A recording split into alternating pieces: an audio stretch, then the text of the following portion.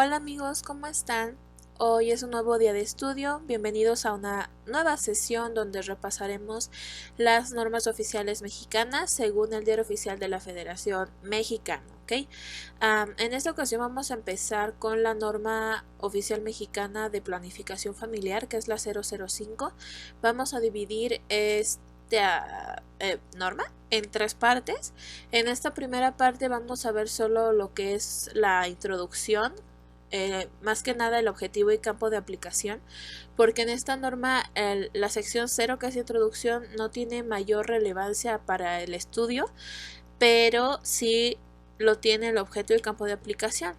Entonces vamos a ver eso y la terminología completa, y en la siguiente sesión veremos lo que son las disposiciones generales, la mitad de los métodos en sí mismos, y en la tercera parte la otra mitad de los métodos de planificación familiar y los conceptos de esterilidad e infertilidad que maneja la normativa, ¿ok?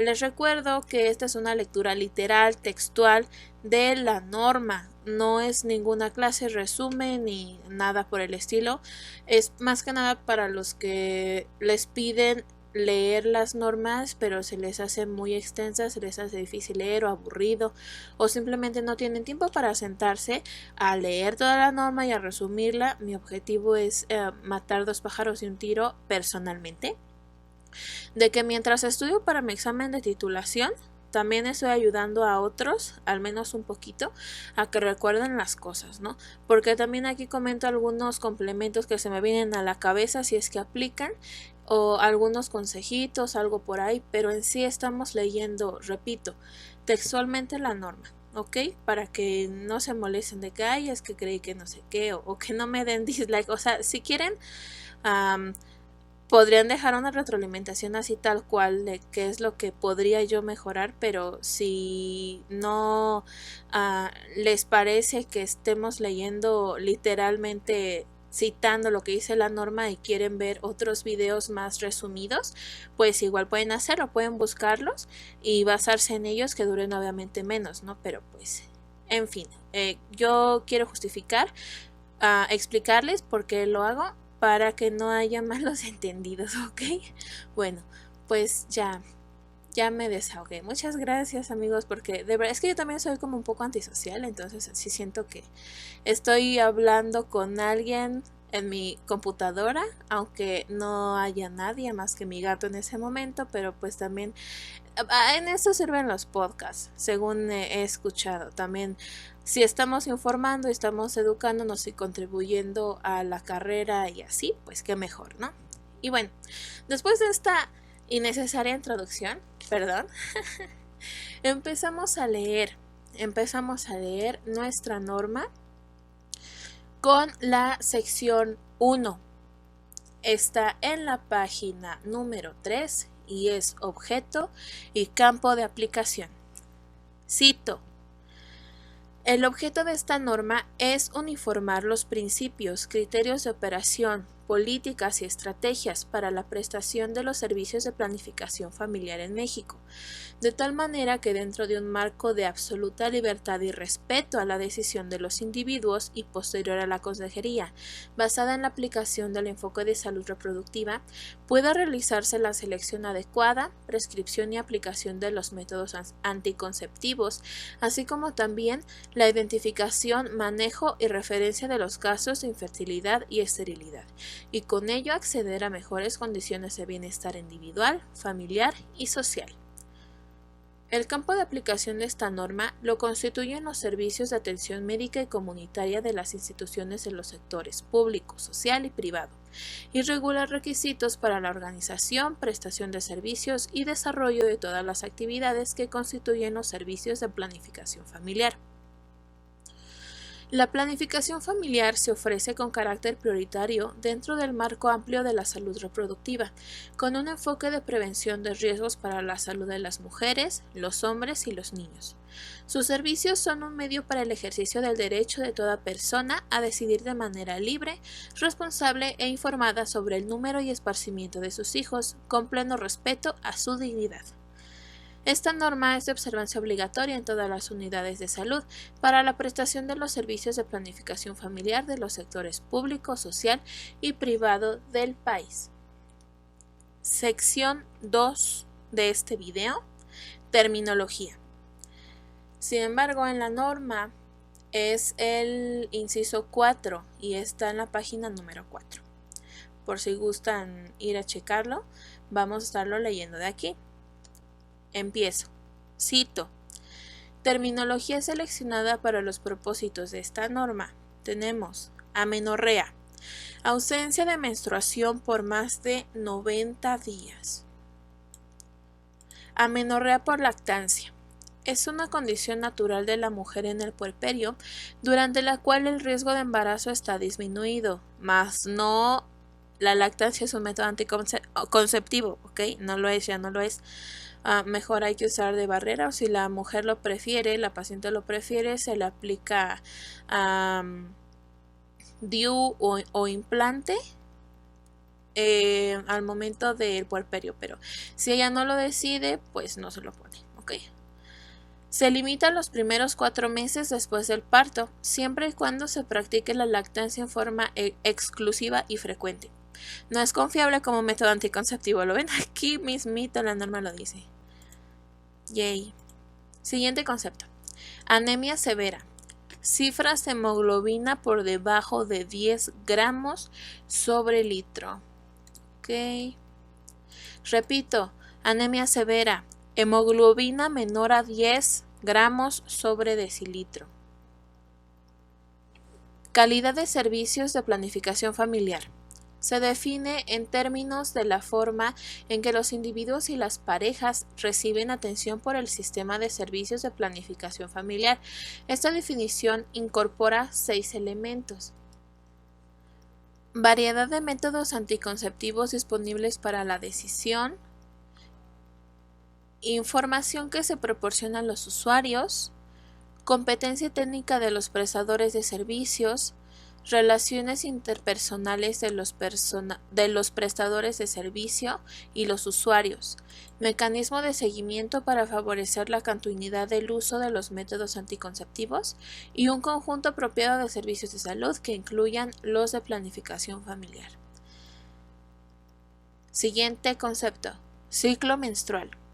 Periodo de 28 más o menos 5 días, comprendido entre 2 menstruaciones, durante el cual se lleva a cabo la maduración de folículos ováricos, la ovulación y la formación de un cuerpo lúteo. Siguiente, cloasma. Hiperpigmentación cutánea localizada principalmente sobre la frente, sienes y mejillas. Y creo esto es lo que le da a las mujeres la famosa dermatitis embarazada, que es el cloasma. Repito, hiperpigmentación cutánea localizada principalmente sobre la frente, sienes y mejillas. Cloasma.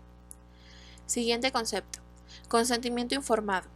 Es la decisión voluntaria del aceptante para que le realice un procedimiento anticonceptivo con pleno conocimiento y comprensión de la información pertinente y sin presiones. Siguiente, contraindicación. Es la situación de riesgo a la salud por la cual no se debe administrar, aplicar o practicar un método anticonceptivo. Contraindicación. Siguiente concepto, criptorquidia. Así es, como si juntaras la palabra cripto, de criptomoneda, y orquídea, criptorquidia. Defecto del desarrollo en el cual uno o ambos testículos no logran descender a las bolsas escrotales y permanecen dentro del abdomen o el conducto inguinal. Criptorquidia. Siguiente concepto, disponibilidad de métodos anticonceptivos. Posibilidad cierta de los usuarios para obtener los métodos anticonceptivos en las instituciones del Sistema Nacional de Salud o para adquirirlos en las farmacias del país.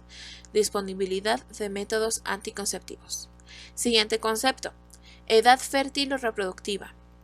Etapa de la vida del hombre y de la mujer durante la cual se posee la capacidad biológica de la reproducción. Edad fértil o reproductiva. Siguiente concepto, efectividad anticonceptiva. Es la capacidad de un método anticonceptivo para evitar embarazos en las condiciones habituales de uso en un periodo de 1 año.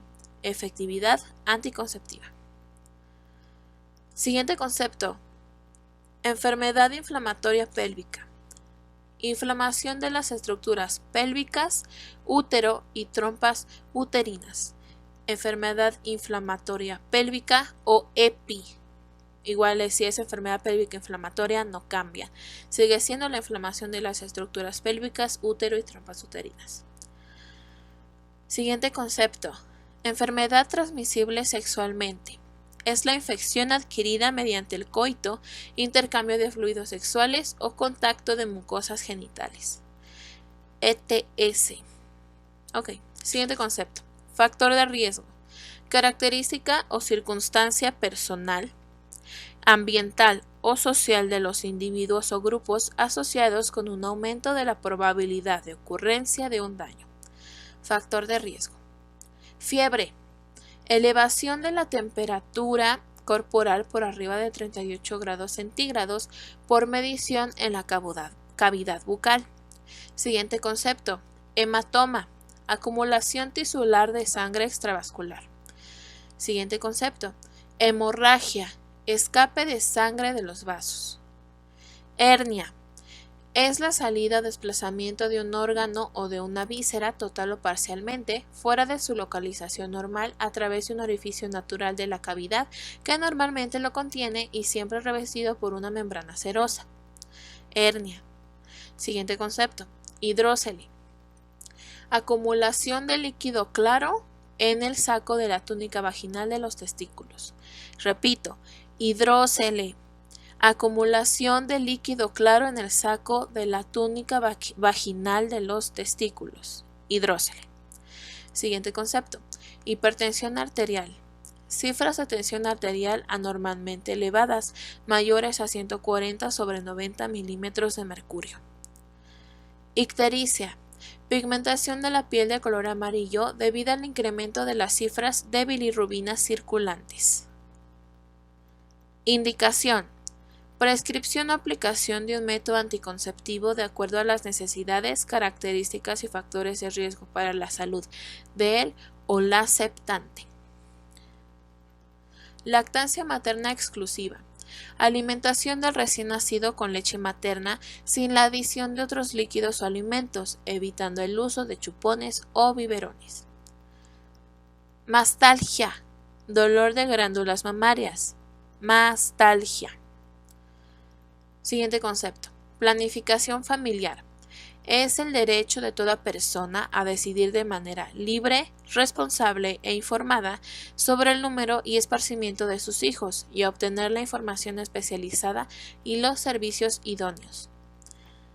El ejercicio de este derecho es independiente del género, la edad y el estado social o legal de las personas.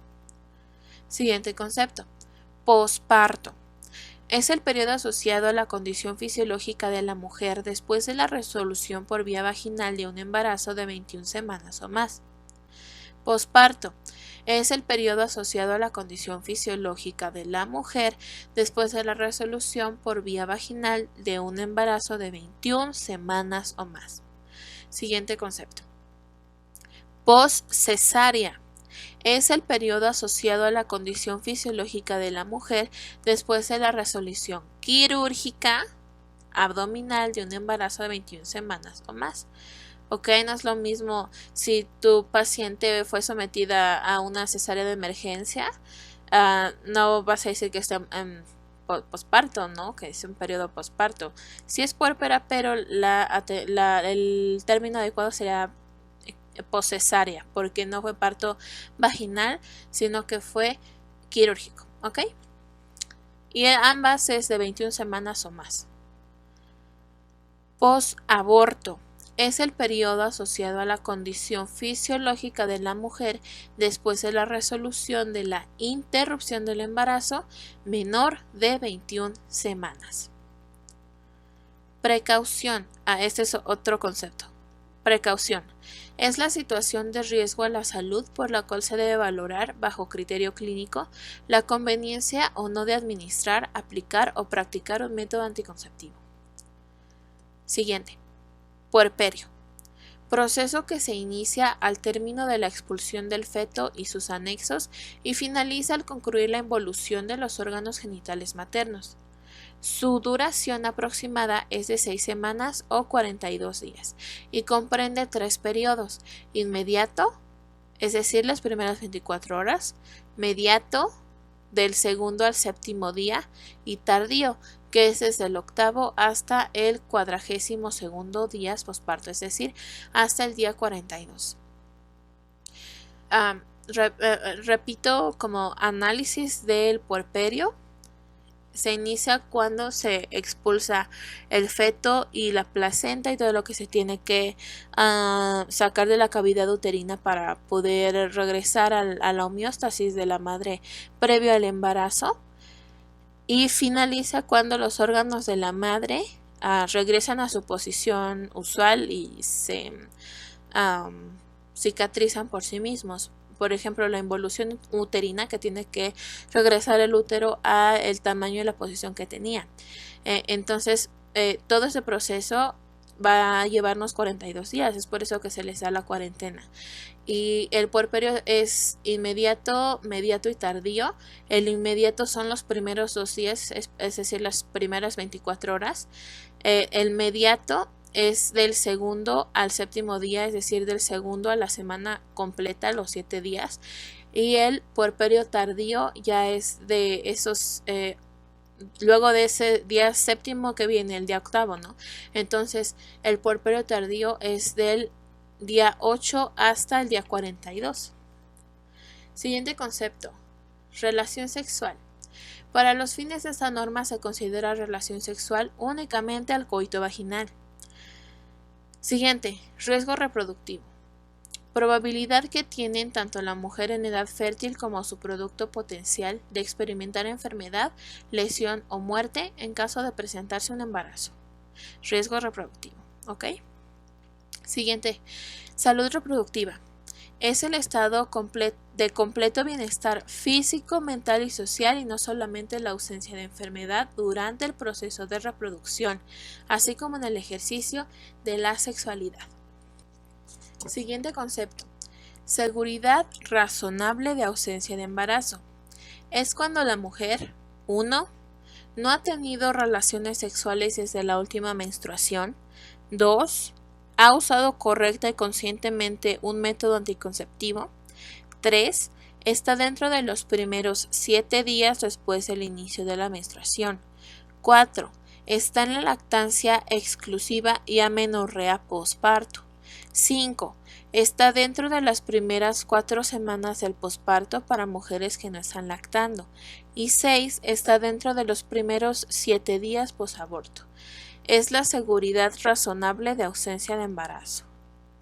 Ok, entonces cuando pongámonos en nosotras mismas en escenario, o sea, que me estás diciendo que hay una seguridad razonable de ¿qué? ¿De embarazarte? Si cumplo esas características, porque dice seguridad razonable de ausencia de embarazo cuando la mujer sí, ¿no? Ok. Entonces, si no ha tenido relaciones sexuales desde la última menstruación, obviamente hay una seguridad razonable de que no está embarazada. Si he usado correcta y conscientemente mi método anticonceptivo, correcta y consistentemente, tampoco voy a estar embarazada. Si estoy dentro de los primeros 7 días después de iniciar mi menstruación, obviamente no estoy embarazada, porque para empezar el ciclo del óvulo apenas está empezando y no va a haber un óvulo pues viable para un embarazo, ¿no? Luego, si estoy en lactancia exclusiva y estoy dentro del periodo de chocolate, digámosle así, de la amenorrea posparto, que recordemos que la amenorrea por lactancia no es confiable por un método anticonceptivo, pero son los primeros 4 meses después del parto. La amenorrea por lactancia es los primeros 4 meses después del parto. según lo que acabamos de leer. Entonces, pues esto nos da una seguridad razonable de que no estamos embarazadas, ¿ok? Siguiente escenario, cuando cuando ya pasaron 4 horas después de mi parto, tampoco puedo embarazarme, tampoco puedo estar embarazada. Sí, imagínense, 4 horas, o sea, que después de 4 horas de haber parido a tu hijo ya estés cuchiplancheando y haciendo el muele carne, ¿no? De que, ok, amiga, espérate a que te desinflames. O no sé, pero obviamente tampoco vas a estar embarazada. Y finalmente el último escenario, estar dentro de los primeros 7 días post aborto, pues también se está adaptando el cuerpo al regreso a la normalidad de sus tejidos después de haber tenido el aborto. Entonces, en los primeros 7 días podemos tener la seguridad razonable de que no estamos embarazadas. Ok, ya lo entendí. Siguiente concepto. Usuario. Persona que utiliza un método anticonceptivo temporal o le ha sido practicado alguno de los métodos anticonceptivos permanentes. Usuario. Ok, entonces, ¿solo los permanentes? Persona que utiliza un método anticonceptivo temporal, ok, temporal, o le han sido practicado algunos de los métodos anticonceptivos permanentes. Entendido. Siguiente concepto, usuario potencial. Hombres y mujeres en edad fértil con vida sexual activa que actualmente no usan un método anticonceptivo. Obviamente es un usuario potencial. Siguiente concepto, nomenclatura sistemática. No, ok. Creo que hasta aquí llegan los conceptos porque aquí nos ponen como un glosario, por decirlo así. En sí es como una lista de las progestinas y estrógenos que se van a mencionar. Es como si fuera una tabla periódica o algo así para poder ver de qué se compone cada uno. Esto viene al final de la página 6 de la norma y nada más se los voy a decir por su primer nombre, digamos, no por su composición orgánica, para pues saberlo, ¿no? Tenerlo como en la cabecita. Entonces es nomenclatura sistemática de progestinas y estrógenos sintéticos que se mencionan en esta norma. Etinilestradiol, mestranol, cipionato de estradiol, valerianato de estradiol, enantato de estradiol, 19 nortestosterona, noretisterona, enantato de noretisterona, norgestrel, levonorgestrel, pasita el siguiente, aquí está, linestrenol, gestodeno, norgestimato, desogestrel, 19 hidroxiprogesterona, acetato de clormadinona, acetato de ciproterona con R, acetato de medroxiprogesterona y acetofenido de dihidroxiprogesterona. Y bueno, pues al parecer sí nos va a dar tiempo de echarnos la segunda y ojalá hasta la tercera sección. Creí que iba a tardar más porque ya llevo grabada la norma 007 y la 031 y son demasiado extensas. Y lo que pasa es que la norma 005 trae 156 páginas, entonces creí que iba a ser más tardado, pero bueno, afortunadamente no.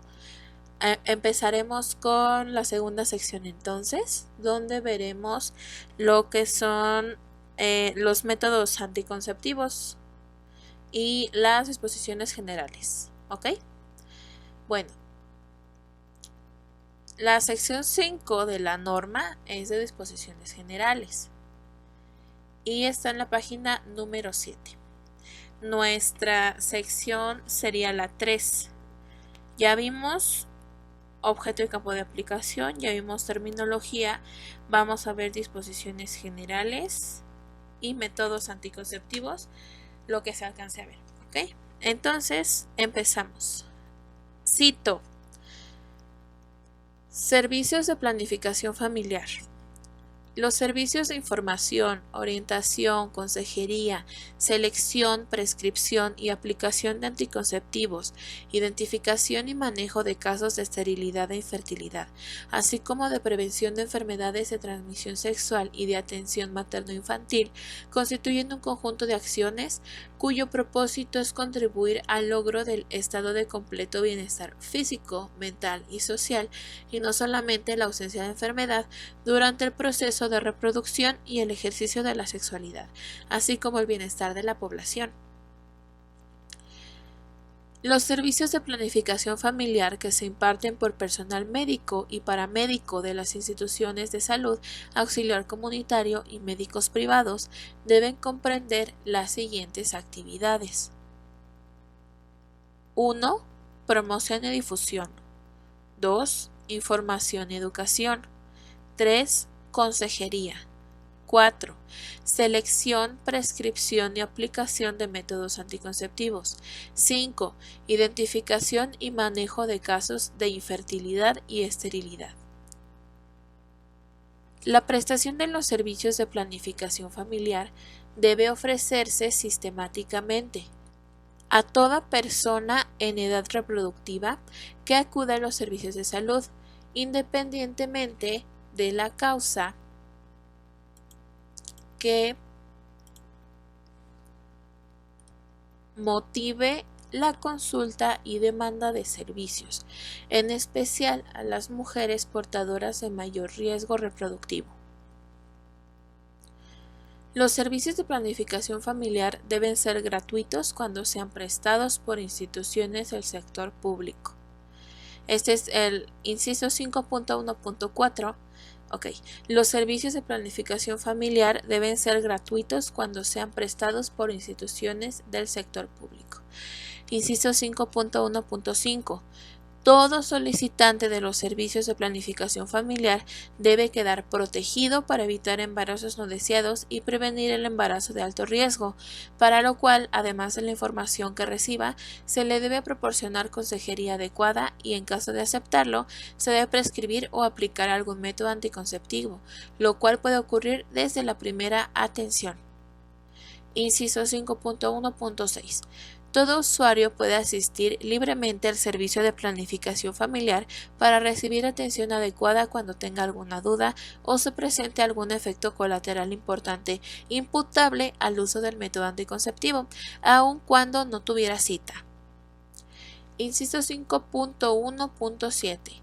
El instrumental y los materiales que se empleen para la prestación de servicios de planificación familiar deben cumplir las condiciones de higiene y esterilización de acuerdo a los procedimientos propios de cada método. Inciso 5.1.8. Los locales donde se presten los servicios de planificación familiar deben de cumplir las condiciones higiénicas y de limpieza que garanticen la atención a los usuarios sin riesgo para su salud. Inciso 5.1.9. Las unidades de atención médica que presten servicios de planificación familiar deben llevar un control de existencia de material anticonceptivo para garantizar en forma permanente la prestación de los servicios a que refiere esta norma. Es decir, para que no se les acabe el material y no puedan prestar el servicio, ¿no? Inciso 5.1.10.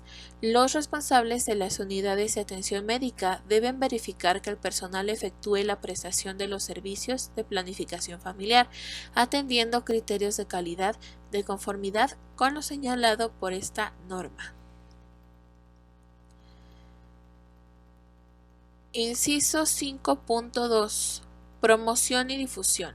O sea, todo lo que ya vimos ahorita es el criterio de servicios de planificación familiar, criterio 5.1 de la página número 7. Y ahorita vamos por el criterio 5.2, que es promoción y difusión. Cito: La promoción y difusión de los servicios de planificación familiar se deben efectuar a través de acciones de comunicación en medios masivos, participación social y comunitaria, técnicas grupales, entrevistas personales y visitas domiciliarias para dar a conocer la importancia de la práctica de la planificación familiar para la salud, así como la existencia de los servicios correspondientes en unidades médicas, centros comunitarios de atención y servicios médicos privados. Ahora, criterio 5.3, información y educación. Seguimos en la página número 8 de la norma. Cito: deben impartirse tanto a hombres como a mujeres a nivel grupal o individual y comprender los siguientes aspectos. A. Sexualidad y reproducción humana desde los puntos de vista biológico, psicológico y social. B. Información y orientación sobre salud reproductiva con énfasis en los principales factores de riesgo reproductivo en las diferentes etapas de la vida, con el fin de que los individuos lleguen al autoconocimiento de sus factores de riesgo. Autorreconocimiento de sus factores de riesgo. C. Información sobre los métodos anticonceptivos disponibles para hombres y mujeres, su presentación, efectividad anticonceptiva, indicaciones, contraindicaciones, ventajas y desventajas, efectos colaterales e instrucciones sobre su uso y, si procede, información sobre su costo. D. Información sobre lo que el usuario debe esperar de los prestadores de los servicios con respecto a asesoría técnica y abastecimiento de métodos anticonceptivos. Y E. Información de orientación sobre esterilidad e infertilidad. Ok, entonces, cuando vayamos, por ejemplo, a dar educación para la salud, promoción de la salud a una primaria, bueno, a una secundaria, debemos de asegurarnos de que estamos enseñándoles todos estos aspectos que dice la norma, porque dice, repito, deben impartirse tanto a hombres como a mujeres a nivel grupal o individual y comprender los siguientes aspectos de información y educación. Tenemos que enseñarles sobre sexualidad y reproducción humana desde los puntos biopsicosociales, o sea, no solo darles información sobre lo que es la sexualidad a nivel biológico, lo que sería el coito, lo que sería el proceso del embarazo. No, también hay que explicarles, iluminarlos, ¿no? Que entiendan que la sexualidad es más que solo el mero acto biológico, sino que también implica efectos a nivel psicológico y social, ¿ok?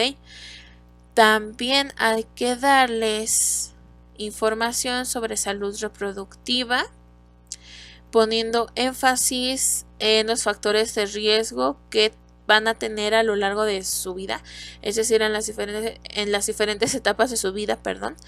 Por ejemplo, no va a tener el mismo factor de riesgo ahorita que están en la secundaria y lo que tienen más que nada es calentura y tienen más riesgo de realizar relaciones sexuales sin protección por la urgencia y por la clandestinidad, porque pues cuando son niños, o sea, son chavitos, se esconden en donde quiera y lo hacen en donde quiera. Yo estoy pensando en lo que callamos las mujeres y la Rosa de Guadalupe, ok, es lo único que tengo de referencia.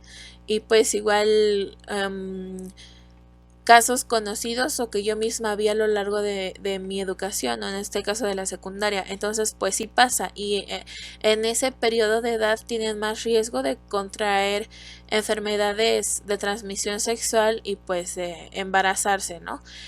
Pero no es el mismo riesgo que tiene, por ejemplo, una mujer de 23 años que decidió ponerse el Mirena, el Diumirena, ¿no?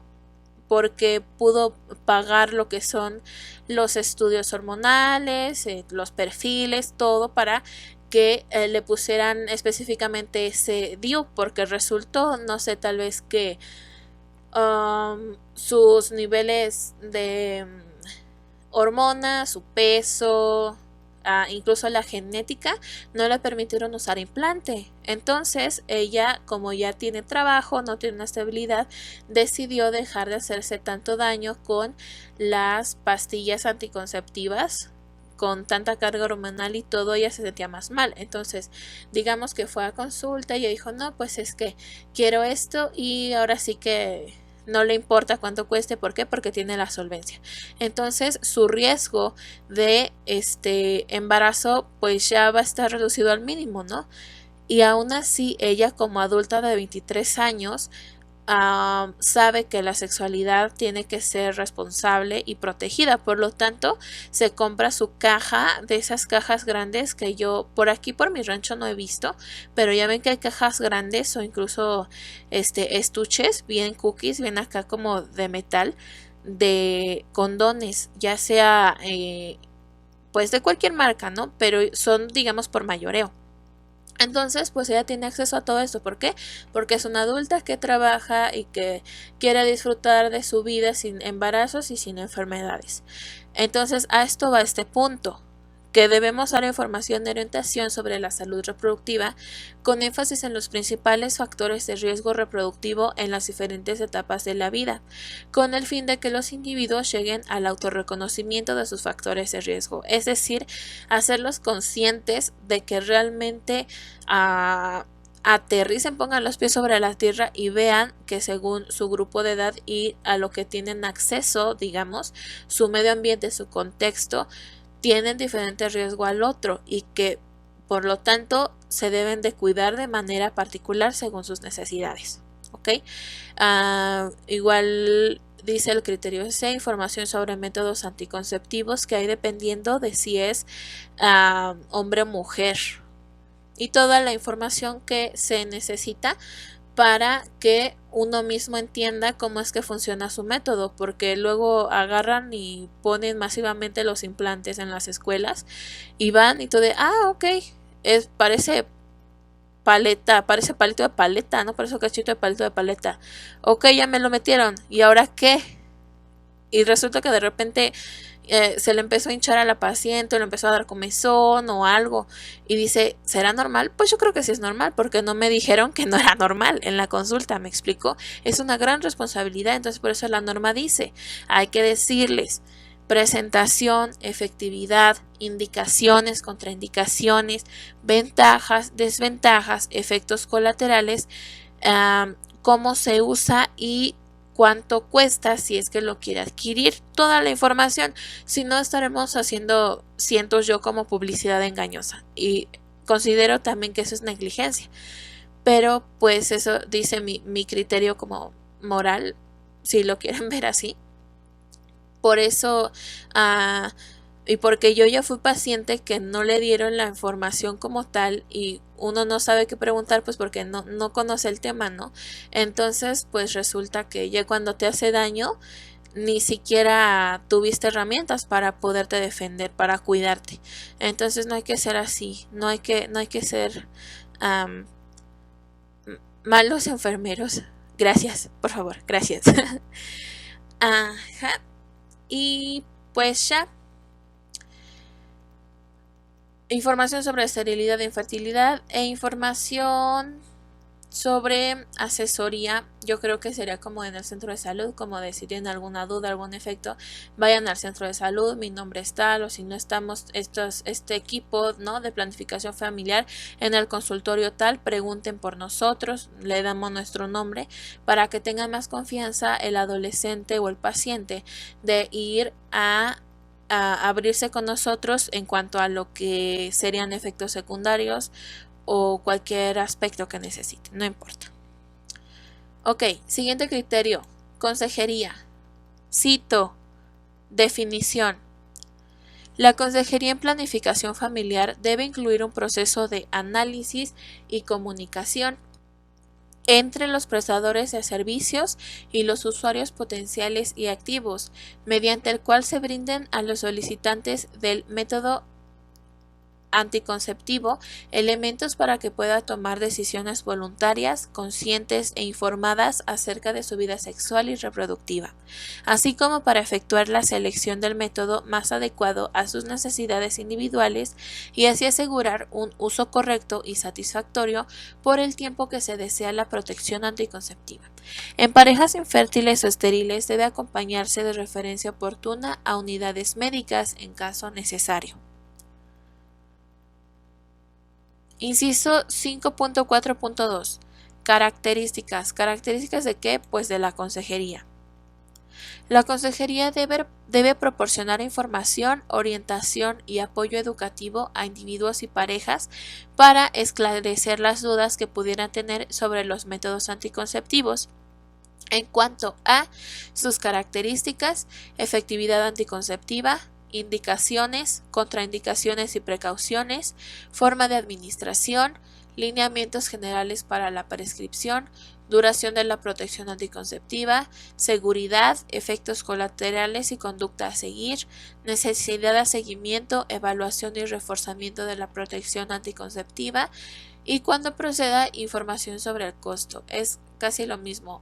Justo lo que dije hace rato de que les diéramos como nuestro nombre y el nombre de los nombres del equipo, el consultorio donde estábamos dando atención al adolescente, ¿no? La planificación familiar.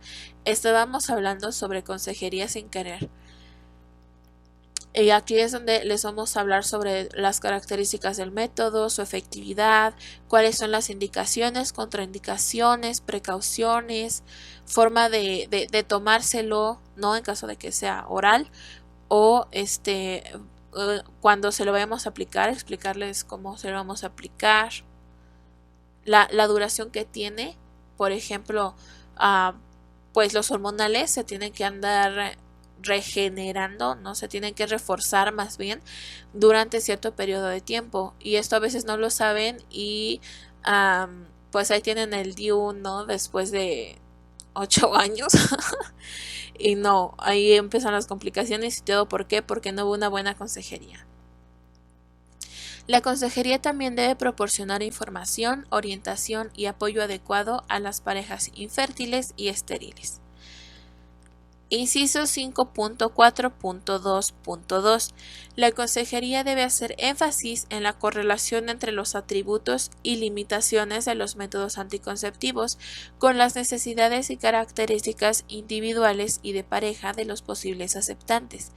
Se debe poner especial atención en la seguridad, efectividad y duración de la protección anticonceptiva de cada uno de los métodos, así como de sus características, forma de uso, necesidades de seguimiento y participación activa y comprometida de los usuarios, para lograr la efectividad del método seleccionado. Inciso 5.4.2.3. La consejería debe tomar en cuenta en todo momento que la decisión y consentimiento responsable e informado de los usuarios deben ser respetados en forma absoluta y no se debe inducir la aceptación de un método anticonceptivo en especial. Criterio 5.4.2.4. El consejero debe constatar que las aceptantes y los aceptantes han recibido y comprendido la información completa sobre las características, usos y riesgos de los diferentes métodos anticonceptivos, así como de su responsabilidad por el buen uso de ellos. En virtud de que no existe un anticonceptivo 100% efectivo, el aceptante asume el riesgo de la falla de cada método. Ya no es culpa del consejero y nadie lo está obligando a nada. Entonces, si el paciente acepta el método y nosotros le constatamos, le pusimos súper claro que no era 100% efectivo, pues la culpa ya no es de nosotros ni del paciente en realidad, sino que pues siempre hay un porcientito de probabilidad de que haya un embarazo, ¿no? Siguiente criterio, estamos en la página 9. Inciso 5.4.2.5, igual sobre consejería. La consejería debe dar particular atención a los siguientes grupos e individuos: adolescentes, usuarios que solicitan métodos de anticoncepción permanente, es decir, ya quirúrgicos, individuos que presentan limitaciones físicas o psíquicas que puedan afectar su capacidad de decisión. Creo que está muy claro a qué se refiere. Y en el posparto y poscesárea, cuando el recién nacido presente problemas de salud que comprometan su supervivencia. Inciso 5.4.2.6. La consejería debe proporcionar información completa sobre los diferentes métodos anticonceptivos, tanto a los nuevos usuarios o aceptantes como a los usuarios activos, con el fin de esclarecer dudas. En caso necesario, será un apoyo para la decisión de cambio de método. Inciso 5.4.2.7. La aceptación de métodos anticonceptivos permanentes, como lo son oclusión tubaria bilateral y vasectomía, por ejemplo, debe ir precedida por consejería y se debe ratificar por escrito por el usuario e incluir este documento en la ficha individual o el expediente clínico personal. Este documento debe describir el conocimiento del aceptante sobre la irreversibilidad del procedimiento, que no vaya a ser que pase como en la serie de Hill House de Netflix, que se hace uno de los protagonistas la vasectomía y resulta que ya años después, ya cuando está cuarentón, su esposa sí quiere hijos y él no se atreve a decirle que se hizo una vasectomía. Entonces se divorcian y bueno, muchas cosas. Pero él sabía que fue su decisión y que no fue culpa del personal ni de nadie. ¿Por qué? Porque para empezar, al ser un proceso quirúrgico tuvo que firmar un consentimiento informado. Pero aquí la norma nos habla sobre algo más profundo, ¿no? Sobre que después de este proceso ya no va a poder tener hijos, ya no va a tener descendencia y debe aceptar la irreversibilidad. Siguiente inciso, 5.4.3. Ok, este es el criterio 5.4.3 en la página número 10.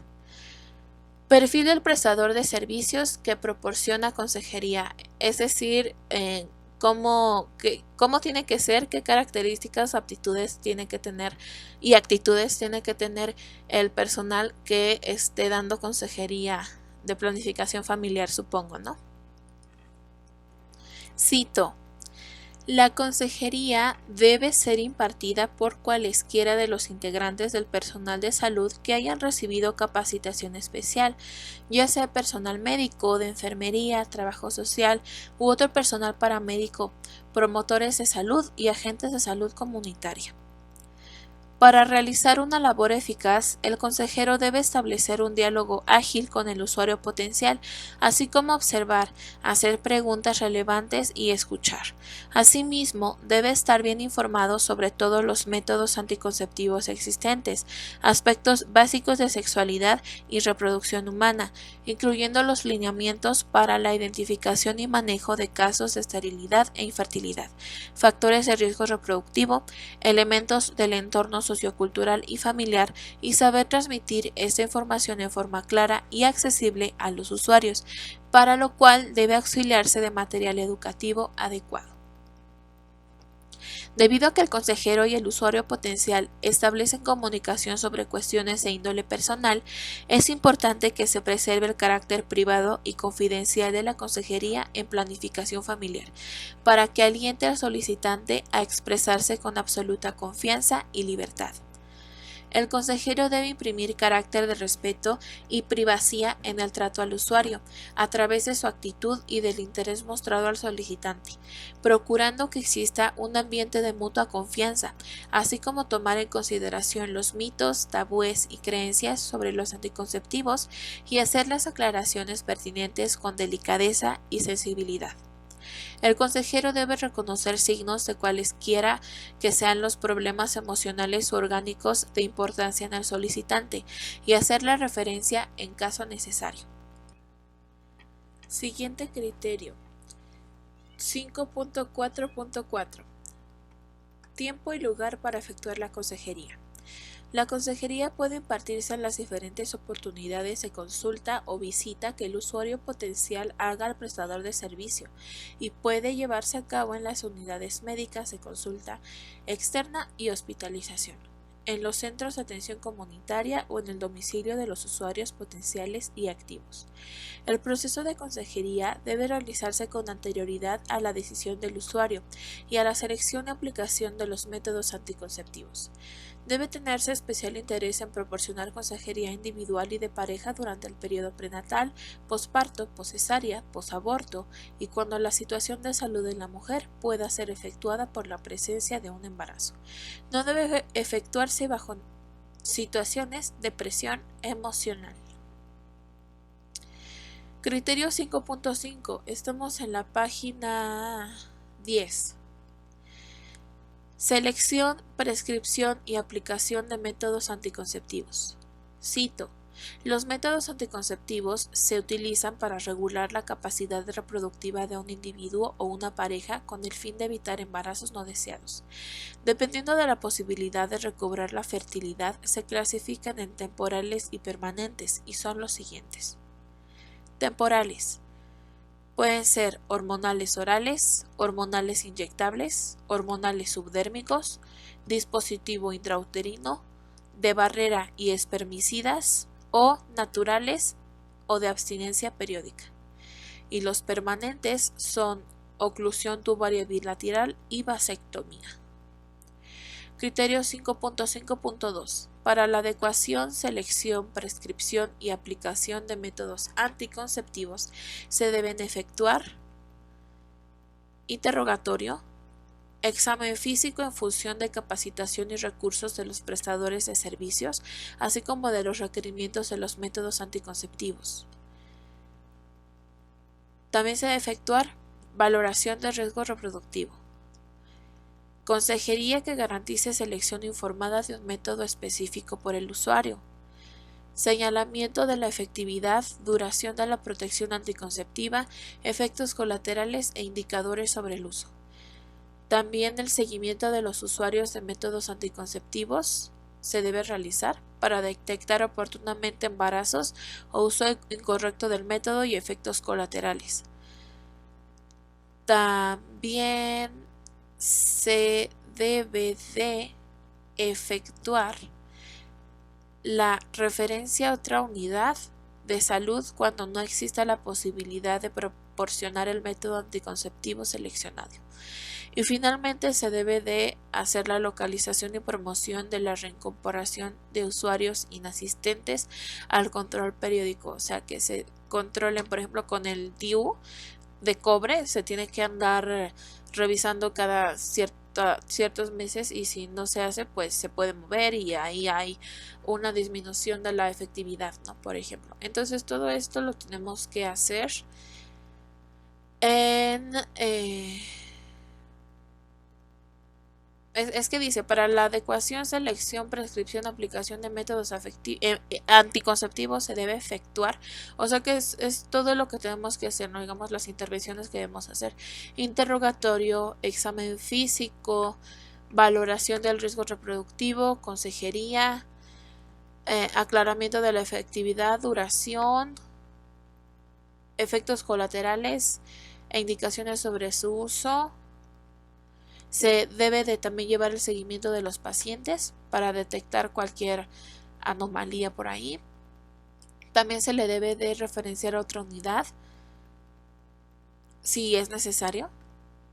Y insistirle sobre el control periódico según el método que estén utilizando, ¿no? Ajá, ok. Inciso 5.5.3, ya estamos a la página 11.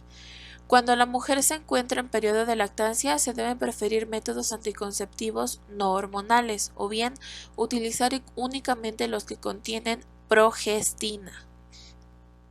Ok. Inciso 5.5.4. Cuando, además de la prevención de embarazos no deseados, se desea evitar el contagio de enfermedades de transmisión sexual, incluyendo el SIDA, deberá usarse el condón o preservativo, solo o en asociación con otro método, ya que es el único método que contribuye a evitar dichas enfermedades. Criterio 5.6. Identificación y manejo de casos de esterilidad e infertilidad. Cito: para propósitos de esta norma, la definición de esterilidad.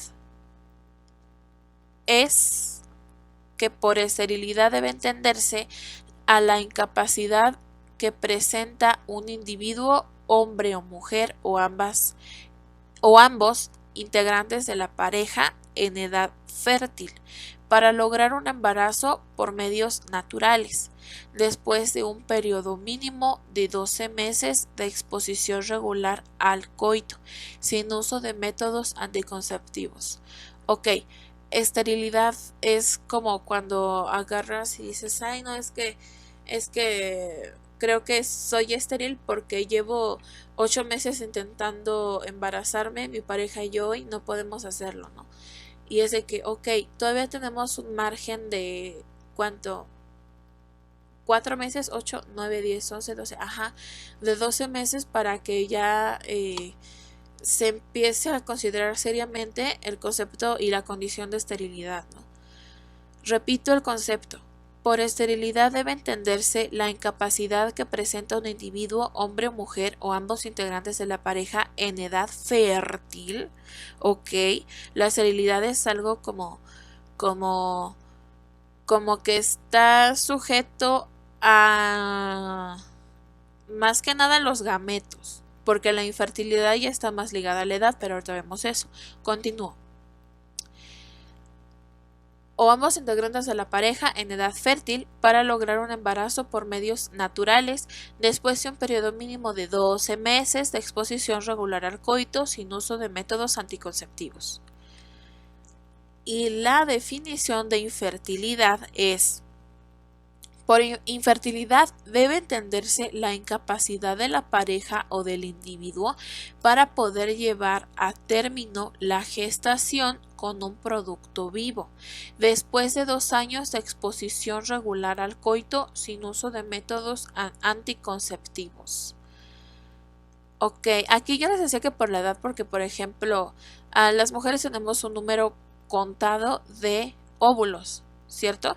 Entonces, llega un punto en el que somos infértiles porque simplemente, aparte de que nuestros gametos ya no son viables, tampoco lo es lo que es el endometrio. Entonces ahí ya se dice que llegamos a, como dicen vulgarmente, ¿no? Se cierra la fábrica.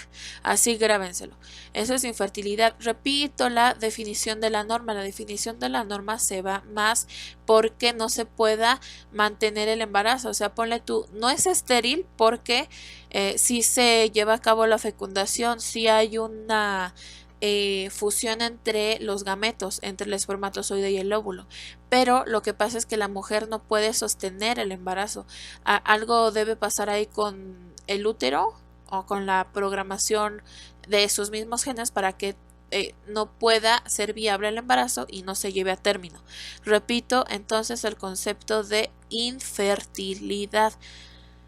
Por infertilidad debe entenderse la incapacidad de la pareja o del individuo, en este caso la mujer, para poder llevar a término la gestación con un producto vivo, después de 2 años de exposición regular al coito sin uso de métodos anticonceptivos. ¿Ok? Y pues bueno, ahora sí se hizo casi una hora. Yo creo que en la siguiente sesión veríamos lo que son los métodos anticonceptivos, porque sí son bastantes métodos anticonceptivos que maneja la norma. Y lo último, que es una sección mucho más explícita sobre lo que es la infertilidad y la esterilidad. Y pues bueno amigos, hasta aquí la dejamos entonces. Muchas gracias por estudiar conmigo. Espero que les sea de utilidad para sus clases. Recuerden que esto es una lectura literal de lo que viene en la norma. No pretende sustituir clases, ni siquiera sustituye la lectura de la norma como tal, porque para un mayor entendimiento se deberán de hacer fichas de resumen, tablas, dibujos. No se queden solo con una fuente de información, sea cual sea de la que estemos hablando. Busquen su manera ideal de aprender, intégrenla y no se desapeguen de ella, porque si uno no se conoce, por más que busques métodos, por más que intentes todo, no vas a lograr enfocarte y de tanto y tanto que pruebas, no descubres realmente cuál es tu método de estudio. Entonces, no se quede nada más con una cosa, busquemos más respuestas, más caminos y nos vemos en la parte 2 entonces. Que les vaya muy bien. Buenas noches. Les mando un abrazo a la distancia y besitos en la cofia. Bye.